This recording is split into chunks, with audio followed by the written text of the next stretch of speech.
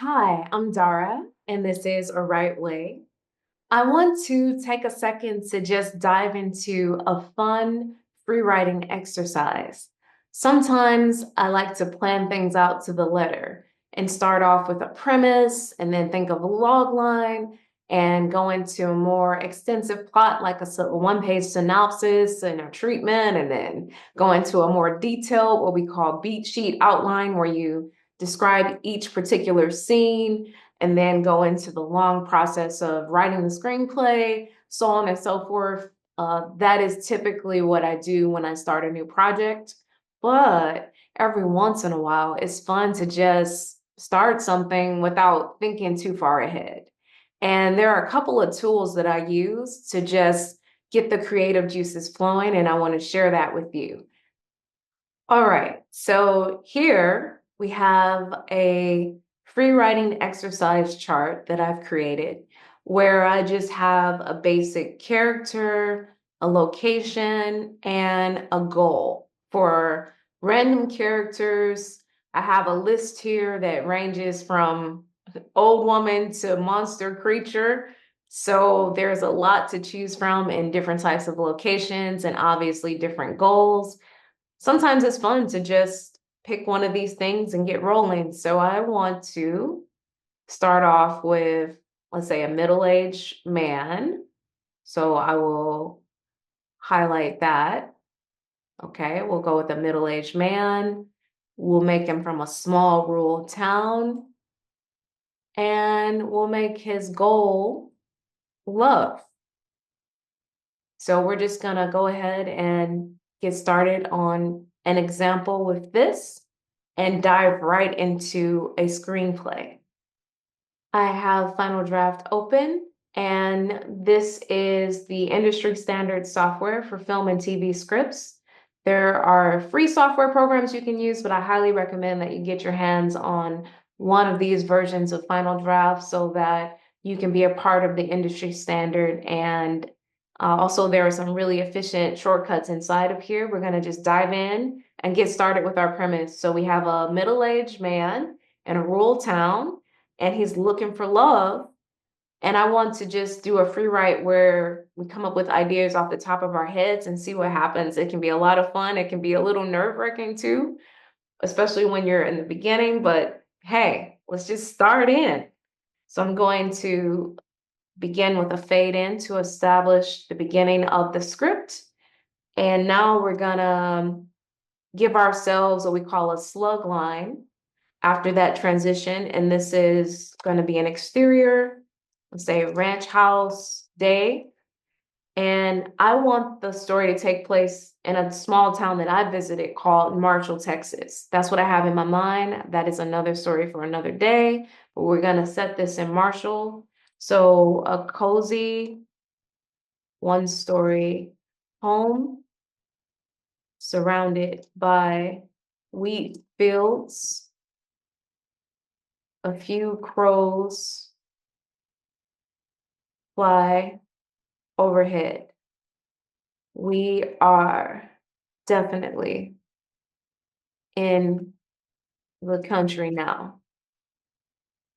So you can actually fix your typos as you go with a simple right click. That's another convenient thing about this program. Now we're gonna go inside of the house and meet our main character. Ranch house, bedroom, day. Let's establish our home setting and what the room looks like a little bit before we meet the main character. I usually like to add some kind of description. So let's go with nothing has been updated in 25 years. The shelves are dusty, but the place is clean overall.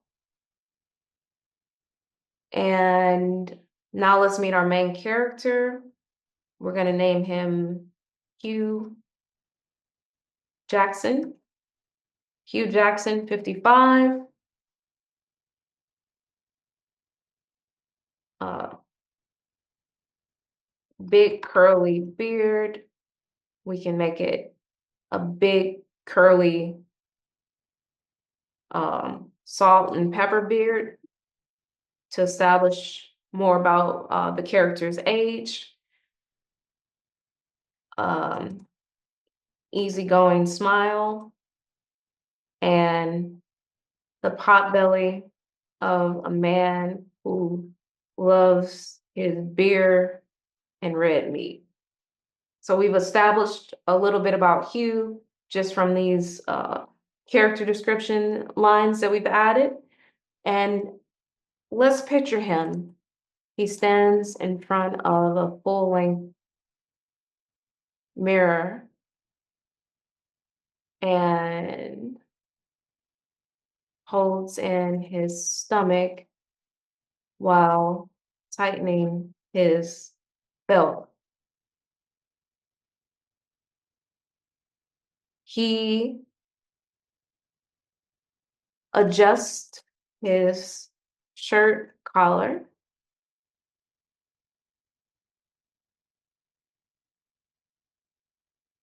and sometimes I'll add a line that goes a little bit into the character's thought process. It's not a novel, so you can't go crazy with this, but I'm gonna put, okay, good enough.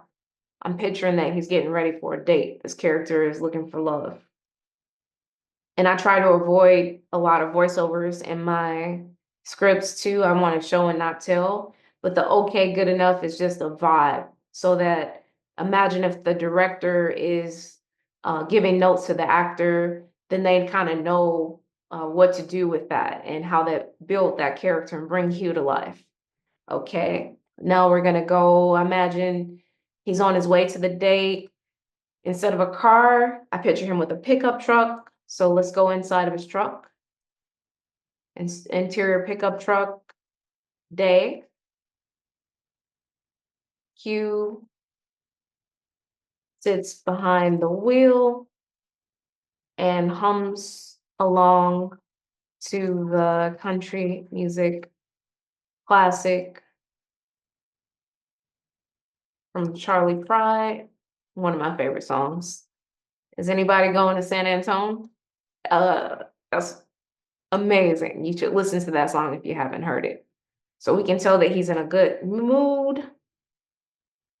Now let's establish where he's heading to. Exterior. I'm imagining a barbecue joint day.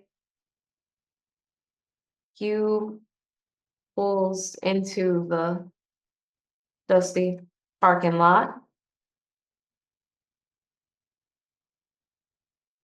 He, what do you do? But when you get a few ready to go on a date, I'm imagining he pops a few mints in his mouth and checks his reflection in the rear view mirror one more time.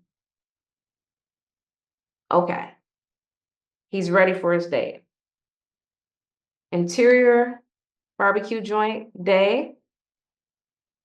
It's a little slow and a few customers linger by the bar. We want to capitalize customers for the most part because these would be extras in your scene and those are going to be people.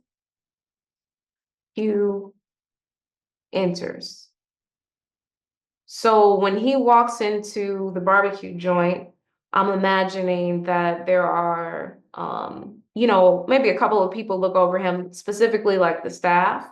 Maybe there's even a waitress that might be checking him out a little bit or curious about Hugh. So let's establish our waitress. I tend to try to give names to these kinds of characters so that it's not just waitress number one and so on and so forth, and like actually give a character name. So let's go with the name Rita. Rita, 48, a waitress who, with a youthful face and big hair,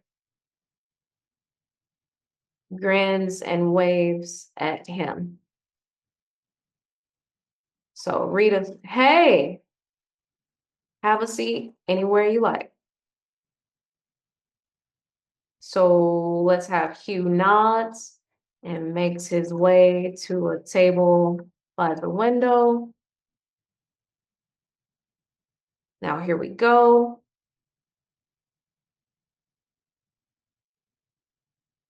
Moments pass. So I want to show a lapse of time. Sometimes I'll start a new scene to indicate that. So now we're going to say later. You can even say moments later. It doesn't have to be like hours later. He hasn't been waiting that long, but he's been waiting a little while. Hugh finishes a second glass of water and waves to get Rita's attention. Maybe lifts his arm or lifts his arm. Hugh, how about some of that cornbread? Rita, mm-hmm, you got it. And just then, that's when his date walks in. His date is going to be Ernestine. Ernestine, let's give her a last name. Ernestine Vincent. Let's make her 52. And stylish with perfectly done makeup and an outfit that shows off a bit of cleavage, but not too much. We can do our little spell check as we go. And let's have it to where he notices her before she notices him, because she walks inside, maybe she's looking around at the bar, she doesn't know. Hugh notices her first.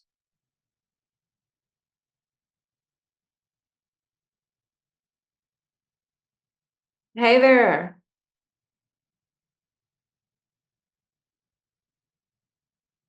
So he's a gentleman, he's a Southern gentleman. He stands up to greet her. They embrace. He hangs on a little longer than she's comfortable with. When she pulls away, she studies him for a moment.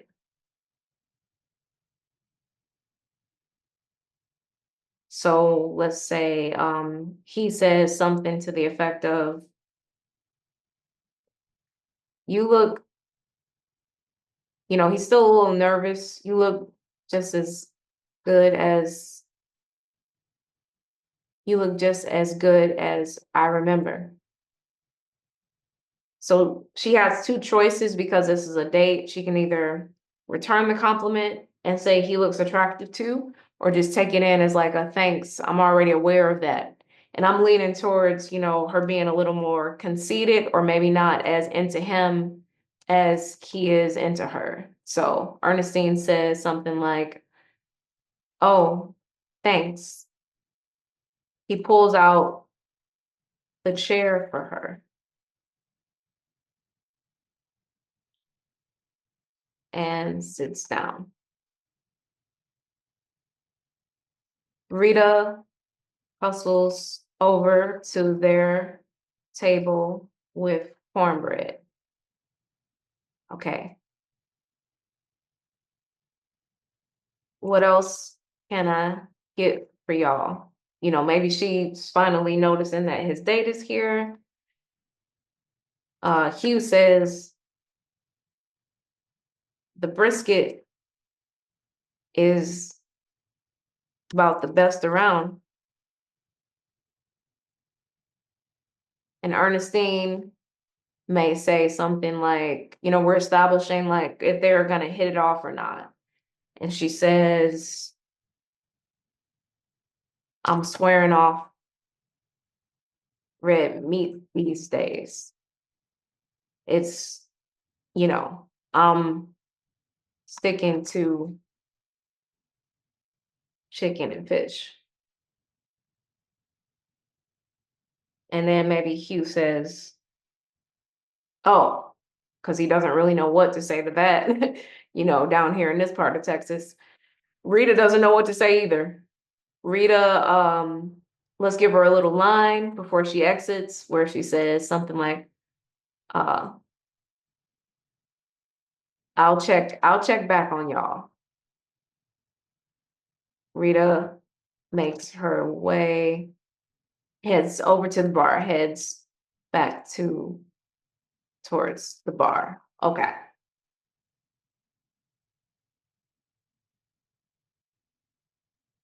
Now we can establish a little bit about how these two know each other and what the connection is. I'm imagining that it's not necessarily like an online app date, that they have some kind of history.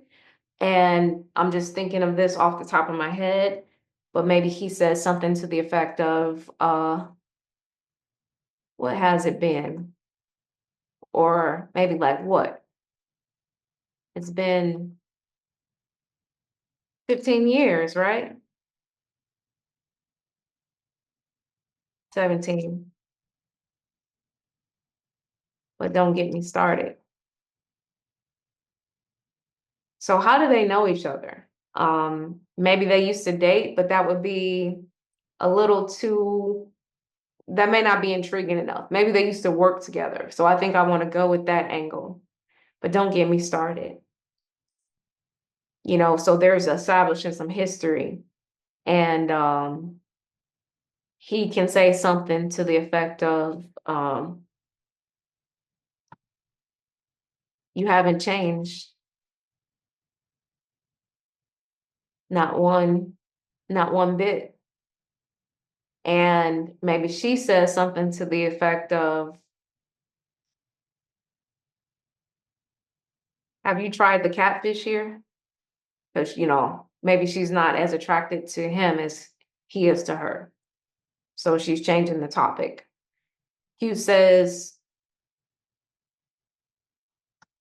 if you eat catfish, you might as well eat red meat.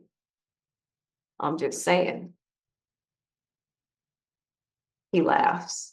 So we got about 2.5 pages into a free write there, and we just went for it. And it's a lot of fun. Of course, you can go through the steps of planning out every little detail of your story, but some of these free writing exercises might just spark your imagination and get you going. And that's the whole point. I don't know what's going to happen next in this story, but it was just fun to dive in and play around with these characters. And I felt like I was down there about to have some delicious barbecue in Marshall, Texas, right there with Ernestine and Hugh. What's going to happen next? Who knows?